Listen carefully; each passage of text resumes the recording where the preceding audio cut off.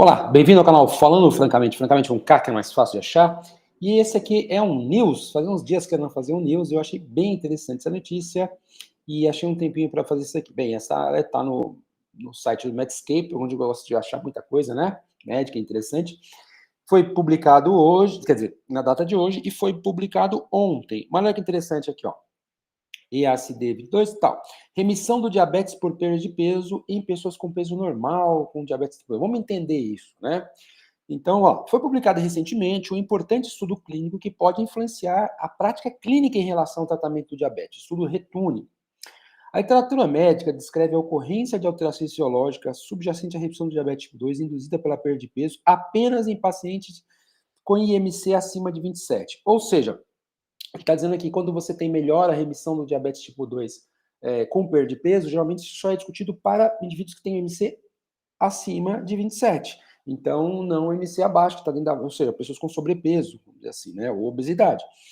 Aí ele fala, olha, a hipótese do limite de gordura pessoal é baseada na ideia de que pacientes com MC menor que 27 quilos por metro ao quadrado apresentam os mesmos mecanismos patológicos, mas esse grupo teria um limite individual mais baixo para o transbordamento de gordura para os locais subcutâneos paraviscerais. E aí o estudo retorno quis testar essa hipótese. Bem, vamos traduzir isso aqui. Ele está dizendo assim, existe uma teoria, né, uma hipótese que chama hipótese do limite de gordura corporal. Quer dizer, você começa a ganhar peso, gordura corporal, e essa gordura corporal, por exemplo, visceral, abdominal, abdominal subcutânea, chega, dependendo do indivíduo, ela começa a passar para abdominal visceral.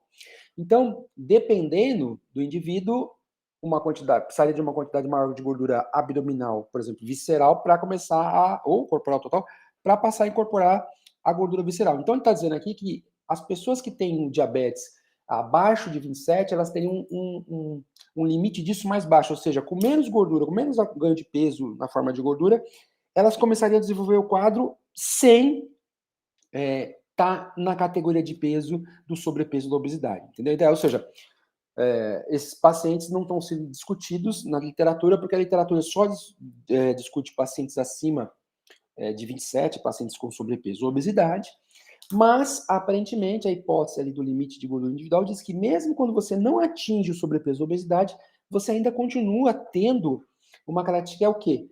A partir de um certo ponto de acúmulo de gordura, a sua gordura passa a se depositar no visceral e apresentar toda aquela coisa que a gente entende como prejudicial à saúde, tá?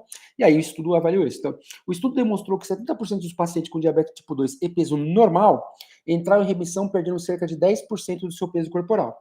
Mas nem todos os pacientes com diabetes tipo 2 estão acima do peso, cerca de 15% têm peso normal. Então, ele está dizendo aqui que os indivíduos desse estudo, que tinham IMC abaixo de 27%, ao perder também, eles também, mesmo eles estando com peso normal, ao perderem 10%, eles tiveram remissão. O Retune avaliou se a perda de peso também reverteria o diabetes tipo 2 em pacientes com IMC abaixo de 27. Isso apoiaria a ideia de que cada um de nós tem um limite de gordura pessoal, tal hipótese, ou seja, um nível de gordura corporal com o qual podemos lidar. E, se passarmos disso, desenvolveremos diabetes tipo 2, mesmo que esse sobrepeso não seja notável, como eu já falei, né? O estudo foi financiado pelo Diabetes UK, avaliou 20 participantes, homens e mulheres, com diabetes tipo 2, IMC 24,8 e média de idade 59 anos. Os participantes seguiram um programa de perda de peso, no qual consumiram 800 calorias por dia, provenientes de sopa, shakes e vegetais sem amido. Por 2 semanas, seguida por 4 a 6 semanas, no qual mantiveram seu novo peso estável. Foram realizadas até 3 rodadas dessas dietas para que eles atingissem uma perda de peso de 10 a 15% do seu peso corporal. Os desfechos ao final do estudo foram comparados com os do grupo controle, composto por 20 pessoas sem diabetes, pareada por sexo, idade e IMC.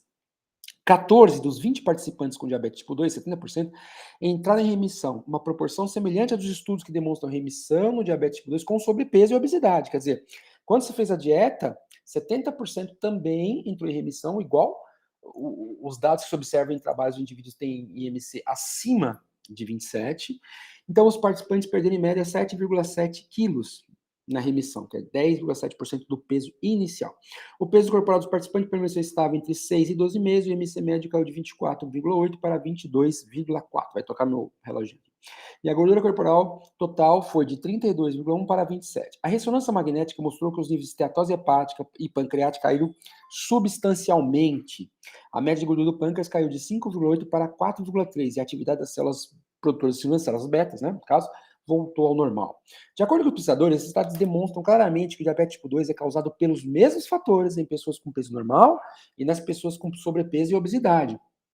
Segundo o primeiro pesquisador do estudo, Roy Taylor, esses resultados são importantes porque os médicos tendem a assumir que a etiologia do diabetes tipo 2 seja diferente nos pacientes com peso normal e com peso mais baixo e naqueles com sobrepeso, né? E não aconselham a perda de gordura para esses pacientes com peso normal antes de iniciar o tratamento farmacológico e, eventualmente, até o uso de insulina. Quer dizer, eles tendem a recomendar a perda de peso para os pacientes que estão em CMC com sobrepeso ou obesidade, não do peso normal. Tá? Isso é determinado pelo seu peso normal, mas não costuma ser acostumado a tratamento de insulina. Mas se esses pacientes perderem cerca de 10% do peso, terão uma ótima chance de remissão. O Taylor ainda explicou que os resultados também apoiam o conceito de um limite de gordura pessoal, que qualquer pessoa com diabetes tem um pouco mais de gordura. Qualquer pessoa com diabetes tipo 2 tem um pouco mais de gordura que pode lidar individualmente. Isso é determinado pelo seu gene, sua genética. Cada um de nós tem um nível de limite sobre o qual podemos armazenar gordura com segurança. Isso não tem a ver com o IC, mas com o limite de cada um. Ou seja, quando o paciente desenvolve diabetes tipo 2, isso significa que o seu organismo tem mais gordura do que o que é capaz de lidar, mesmo se o paciente for magro. Pacientes tipo 2 claramente não. O diabetes tipo 2 claramente não é causado pelo excesso de peso, mas pela capacidade individual de armazenamento de gordura no fígado e no pâncreas, independente do peso da pessoa.